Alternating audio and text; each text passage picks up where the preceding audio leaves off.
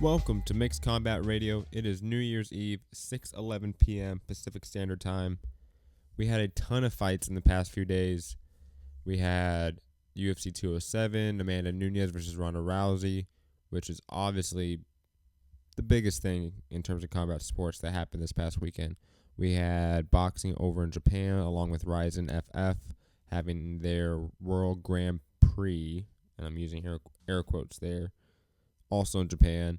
And then we had World Series of Fighting today, and I'm probably not going to talk about that because, do we really care? John Fitch won, Justin Gaethje won, who else? Some other people won. It's World Series of Fighting. It's after the UFC, there's a clear separation between, them and Bellator. And between Bellator and everyone else, there's even a clearer separation. So it's just why even talk about it? We don't have to talk about it. We can just move on. So let's get down to the business of UFC 207. Amanda Nunes versus Ronda Rousey. Now, I predicted very few fights on the card right. I'll be completely honest. It was a rough night for me, prediction-wise. Though, I did call Amanda Nunes knocking out Ronda Rousey in the first round. And guess what happened? That happened. And I'm not going to wallow in the prediction because other people predicted it. I know guys like Conor Rebush and Patrick Wyman over at Heavy Hands, and who work respectively with Sherdog and Bleacher Report. They predicted the same as well, along with the Law people, due to several style reasons that I mentioned on the preview show, and we won't go into that too much. But we're really going to start from the bottom of the card up, and then after we deal with Amanda Nunes and Ronda Rousey and the fallout from this, I may briefly cover the New Year's Eve shows in Japan, both MMA and boxing. Just really briefly, because it is New Year's Eve, I'm a little bit tired. Still a little bit under the weather, but don't worry, guys. Hard work, dedication, right? Hard work, dedication. But anyways, the first fight on UFC 207, of course, ended in no contest. And it was Tim Means versus Alex Oliveira. And it was due to a illegal and what they deemed a unintentional knee. Though clearly, and obviously there was a lot of confusion between Joe Rogan, Mark Ratner, what was his name, Bob Bennett, Ryan Bennett, whatever, the head of the NSAC. There was a lot of confusion. I think, was it Big John? No, it was Dan Mergliotta. Right, Dan Mergliotta was the ref. There was a lot of confusion about what was the right call. Clearly, and there was confusion mainly due to the ABC adopting new rules and certain states not adopting them, and people just not being educated. And clearly, whether it is the old rules or the new rules, it was a illegal and intentional knee, and Tim Means should have been disqualified. Now, I'm not the biggest fan of disqualifications and no contests just because of the anticlimactic nature of them, the lack of resolution and definitiveness. But that is the rules. And I wonder if Oliveira is going to appeal to the Nevada State Athletic Commission. And obviously because it's Nevada, who knows what they're going to decide. And I highly implore you to listen to Beat Down After the Bell from Sherdog, because Jordan Breen broke down just the chaotic nature of the confusion, I think, very eloquently, and in a way that I just frankly just don't care to do, because it was a clusterfuck that day. That's purely what it was. And let's move on, because there's tons of other fights to get to. Now, the next fight on the card, I believe, was Brandon Thatch versus Nika Price, yeah. And Nika Price submitted Brandon Thatch via arm triangle in the first round. And I believe that pretty much settled the whole question on if Brandon Thatch is a UFC caliber fighter. He is not. His grappling is so bad. And And the opponents that he's faced have had the ability to pass his guard with such an ease that I simply cannot think about his grappling at any sort of high level. By high level, I mean UFC level. So I just think Brandon Thatch, on a 4-fight losing streak, needs to just get his walking papers and go to the regional scene. Go fight in Bellator, World Series of Fighting, 1FC. Somebody's going to pick him up. He has the look. So, bye-bye, Brandon Thatch. Nico Price, I really didn't know about him. I think he was an injury replacement. And he looked really good.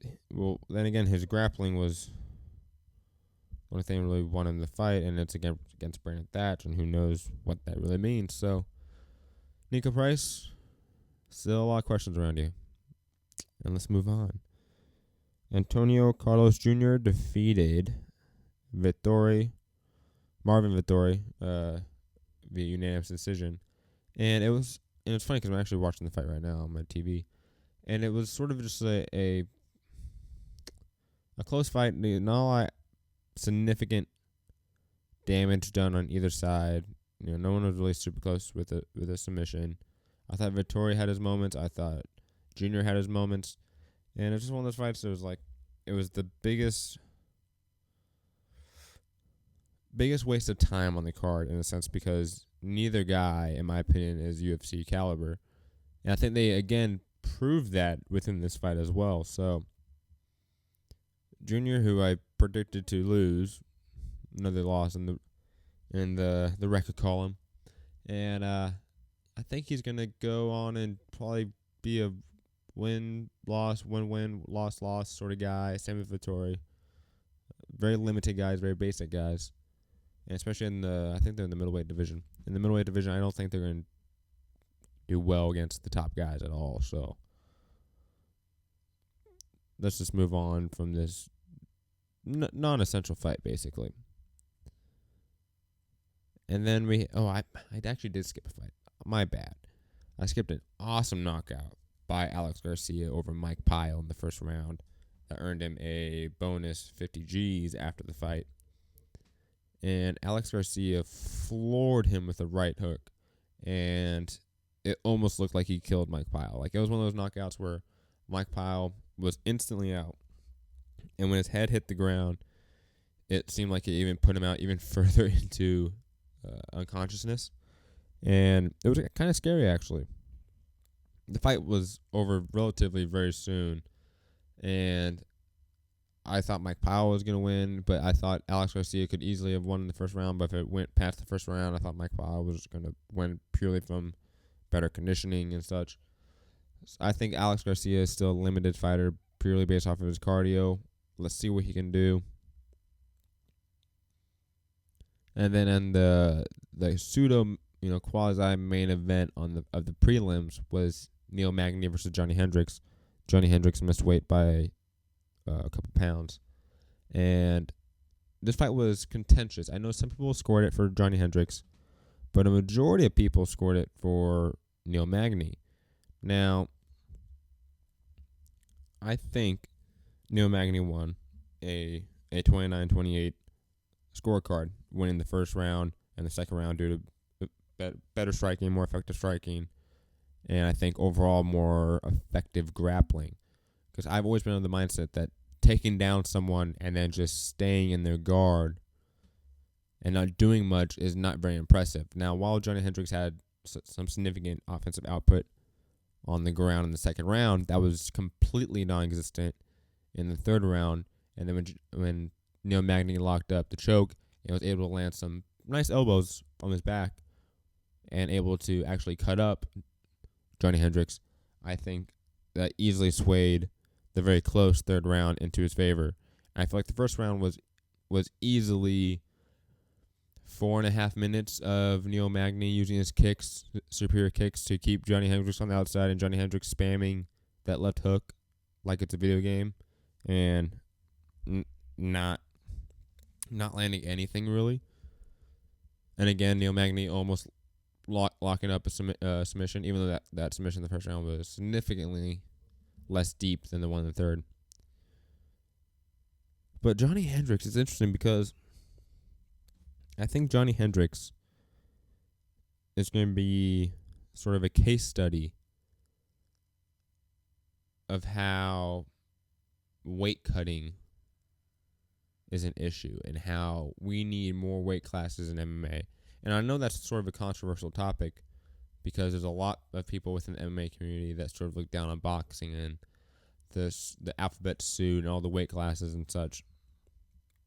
And I don't necessarily blame them for having those sort of mindsets. But when we have fighters dying and the performance is being hindered, and obviously a performance being hindered due to weight cutting is on a much lesser level of a severity of an issue than somebody dying from cutting weight.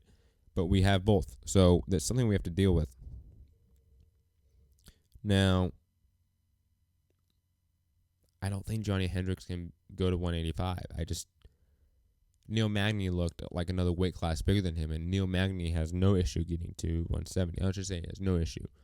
But he's never missed weight. So I don't see Johnny Hendricks going up against guys like Luke Rockhold or Chris Weidman or even like Yoel Romero or Michael Bisping and being able to compete purely from a size factor.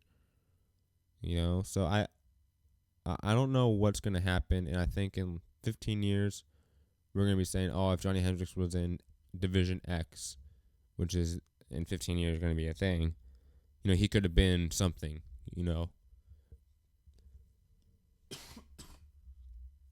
Excuse me. And unfortunately, that's just not the case. Remember, Johnny Hendricks is the guy that everyone said was like the boogeyman that forced George St. Pierre to retire. He was the guy that a lot of people think beat up George St. Pierre and won that fight. I personally scored it for George St. Pierre live, and I still do. But I can see not the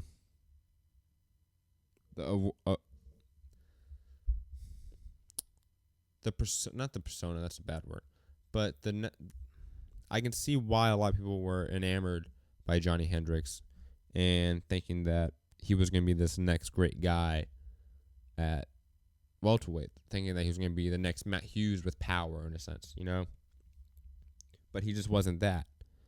And it's now been years since I think he's been truly at his peak. And it's just one of those things that I don't know where he goes from here. He hasn't looked good. He's on a losing streak, and I just think that if he can't make 170 and he's too small for 185, I have no idea where he goes. It's gonna be very interesting to see what becomes of Johnny Hendricks in the next couple of months. Neil Magny, though, good win. I would definitely like to see him matched up against somebody else later on that won on this card. I'd like to see him matched up sometime early next year, and I'll talk about that later on. And we had Ray Borg versus Luis Smolka. And Ray Borg missed weight by a few pounds as well. But he, on the other hand, looked very fresh. He dominated the fight, in my opinion, due to grappling. A lot of scrambles. I thought Ray Borg looked really good, honestly. He looked like the stronger person in there. He looked like the more skilled person in there. And he I wouldn't say almost, but he pretty much outclassed Luis Smolka on the ground and won a unanimous decision. I would like to see him fight somebody that's more like an Ali Bagutinov, somebody like that, before he's put in there against a Demetrius Johnson. And I'd like to see him obviously make weight and make the championship weight at 125 before he's put in there at a championship fight and has to make championship weight. The next fight on the card was TJ Dillashaw versus John Lineker. TJ Dillashaw defeated John Lineker via unanimous decision, and I thought TJ Dillashaw was going to win due to several reasons. One, his superior footwork, superior work of angles, and his superior overall skills at MMA, such as grappling.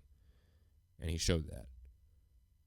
TJ Dillashaw would come in with seamless takedowns, was able to pretty much almost get like 10-8 rounds actually against John Lineker just from the groundwork that he had and just lighting up John Lineker in half guard.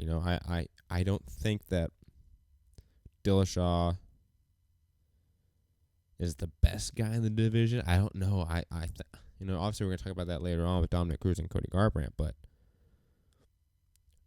Dillashaw just looks he looks like the perfect package in a sense, but yet, like guys with power, like with a guy like John Lineker, I was constantly almost worried that he was gonna get knocked out, But I thought TJ Dillashaw obviously made a good account of himself, and he obviously showed that unless Dominic Cruz gets the instant rematch, it should be TJ Dillashaw versus Cody Garbrandt. Now, the next fight's a little bit controversial, and I'm going to call it a robbery. Maybe not robbery of the year, but it's close. Tarek Saffiedine versus Dong Yong Kim. Kim won via split decision, and me, along with pretty much everyone, a vast majority of the media and fans, believe that Tarek Saffiedine won this fight. If not 29-28, 30-27 as well.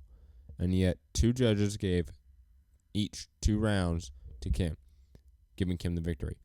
I don't know what they saw because Kim was eating shots the entire fight. He was getting taken down. He was getting worked.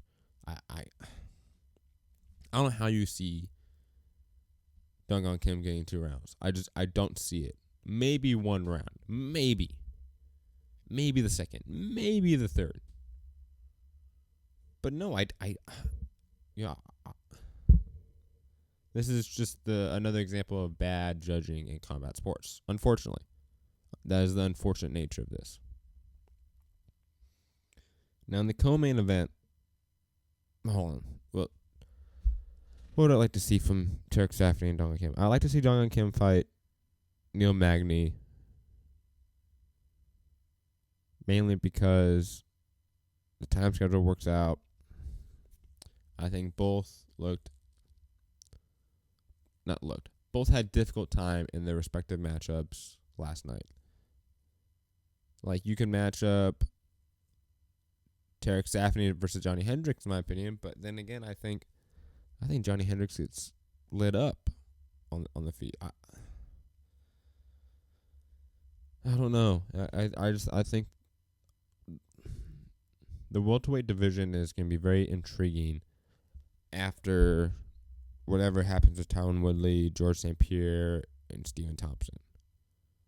Because those 3, and you add like a Nick Diaz in the mix, and the rumor Nick Diaz versus Robbie Lawler to fight on UFC 209. The welterweight division is going to be very intriguing the next 12 months, in my opinion. In the co-main event, we had Dominic Cruz versus Cody Garbrandt for the bantamweight championship of the world. Cody Garbrandt defeated Dominic Cruz via unanimous decision, and he looked amazing in it. He even doing the robot at times and dancing around. Cody Garbrandt looked like to have better footwork and better head movement and better accuracy and judgment of distance than Dominic Cruz, and that's saying something because nobody has better qualities in those categories than Dominic Cruz for years at bantamweight. And now we get somebody that does, and he just put on a master class. It was a very entertaining fight. I'll be honest, I was with some friends. I kind of missed the second round. I missed parts of the second round. And I scored the first round for Dominic Cruz, the 5th one for Dominic Cruz. Obviously, the 3rd and the 4th are Cody Garbrandt rounds, with the 4th round being a 10-8. And I scored the second round for Dominic Cruz. So in my scorecards, on watching it live, it was a draw. But upon replay, I gave the second round to Cody Garbrandt. And, Cody Garbrandt's just awesome. He really is. You get in close with him, and he can clip you on the way out. He'll clip you on the way in, and he's not afraid to, almost like a James Toney, work for angles. Use his shoulders and roll from side to side to create space and angles on the inside for hooks. And it was truly impressive, to be honest. And I think that an instant rematch would be nice. Though, man, I feel bad not giving TJ Dillashaw a shot. I just do, and you can't tell me that TJ Dillashaw does not deserve a shot based off of his last couple performances, beating Hassan Sal, beating John Lineker. Those are two heavy guys in the division, so I think he probably deserves it. I'm always not the biggest fan of instant rematches when the fights are decisive. So maybe like a Dominic Cruz versus a Aljamain Sterling, a Sun Sal winner, because I believe they're scheduled to fight sometime. Yeah, that'd be nice. And let's get to the main event, and then let's get to some Japanese boxing. Amanda Nunes knocked out Ronda Rousey in 48 seconds in the first round. And the very first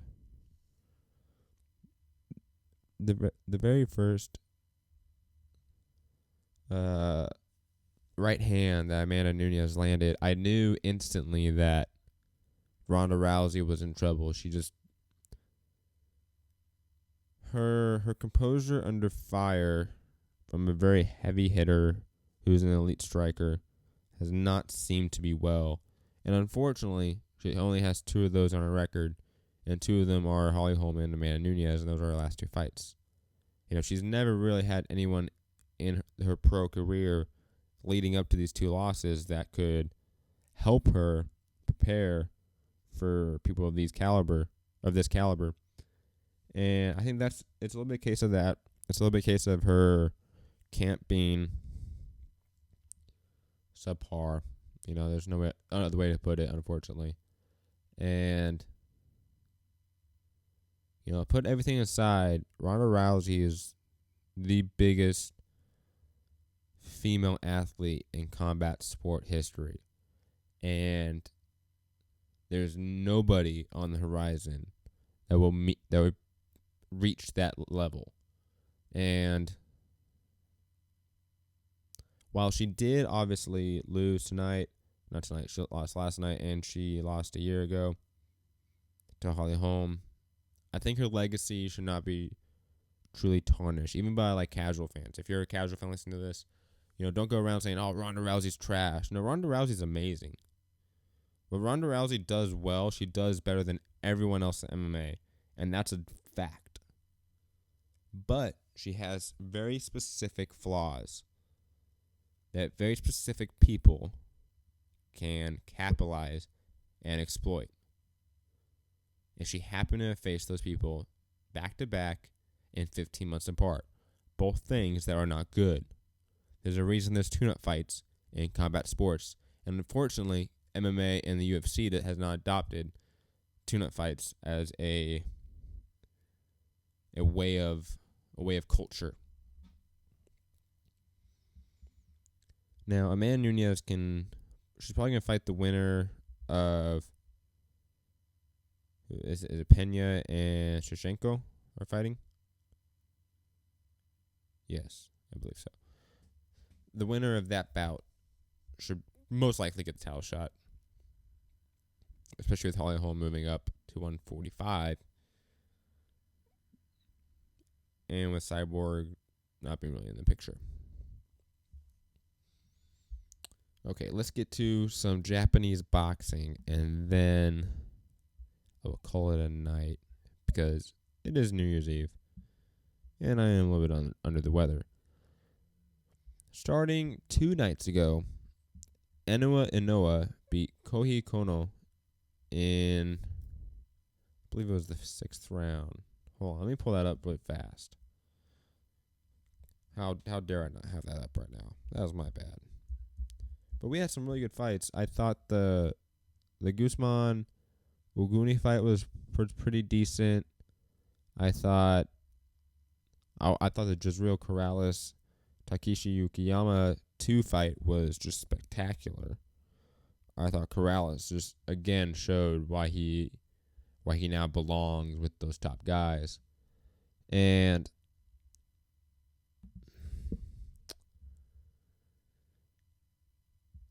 what else do we have? Oh, we had Kozai Tanaka beat Moises Frontas via TKO in the 5th round, and that was just, whew, that was something else. That was truly something else.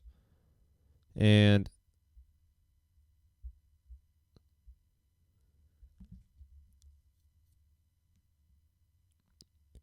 there's been a recent,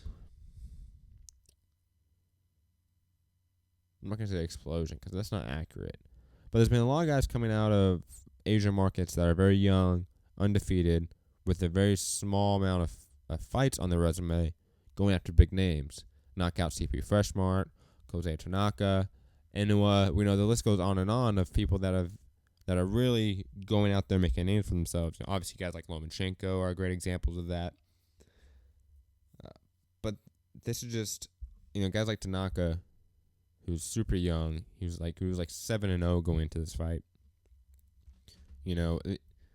Guys like that, I think, are truly something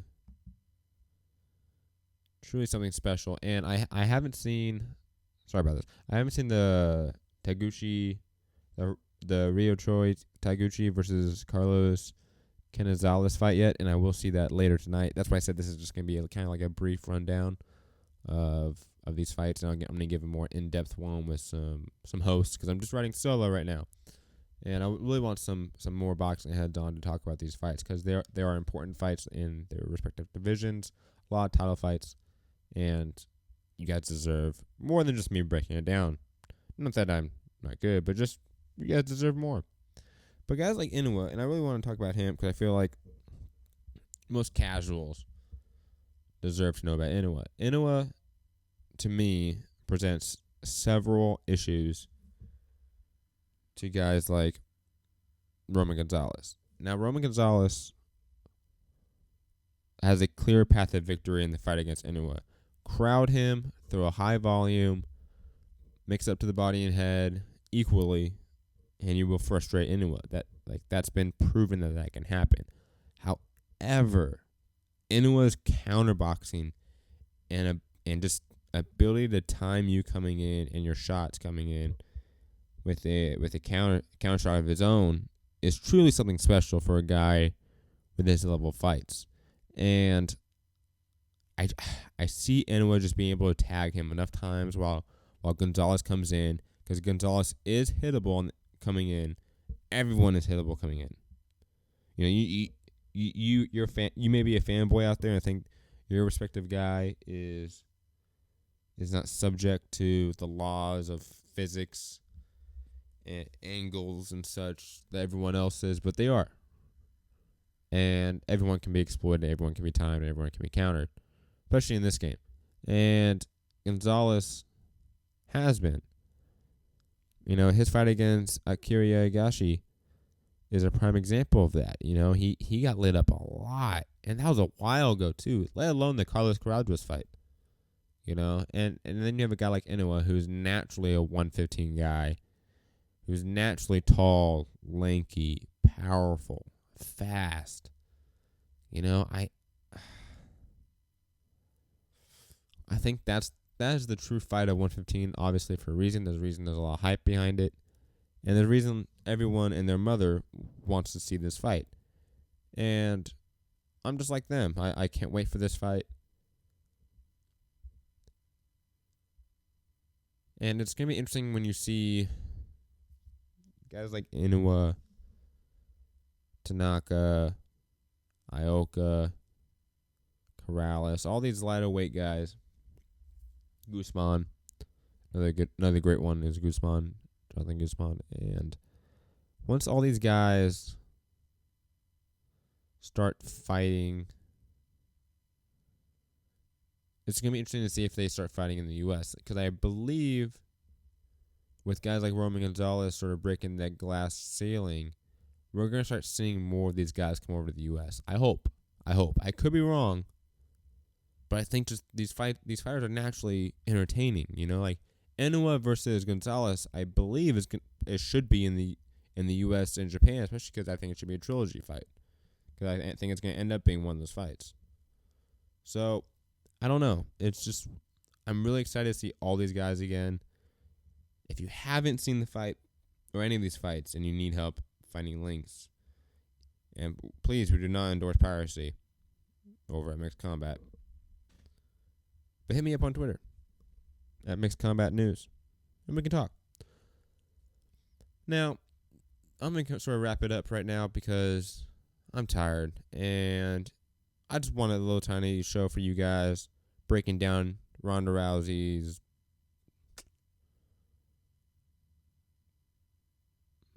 huge loss. That sort of undersells it. Ronda Rousey's game-changing loss, industry-changing loss. I like industry-changing loss because it is. Because Ronda Rousey, I think, retiring now because that's what it's going to be. Leaves a huge gap and a huge vacuum within women's combat sports that I think people like Clarissa Shields, Katie Taylor, Joanna Jędrzejczyk, maybe a Rose Namajunas, a Kayla Harrison, Holly Holm resurging, maybe even Amanda Nunes. I don't know. There's a lot of great women fighters out there that deserve shine, and maybe with every promoter now trying to find the next Ronda Rousey, we're going to find something different along the way, something better. Because even though Ronda Rousey wasn't bad, because she was great for the sport and she was a great fighter, I think, like anything, as time progresses, things get better as well. Our fighters have gone better well in MMA. And I think the next star in women's combat sports is going to learn from Ronda Rousey's mistakes, fallacies, and become better from it. And I think women's sports as a whole has been picked up on the shoulders of women's combat sports and people like Ronda Rousey. And I just want to say thank you to Ronda Rousey. You've had a great career. And even if you don't hang them up, I'd love to cover your fights again. But if not, peace.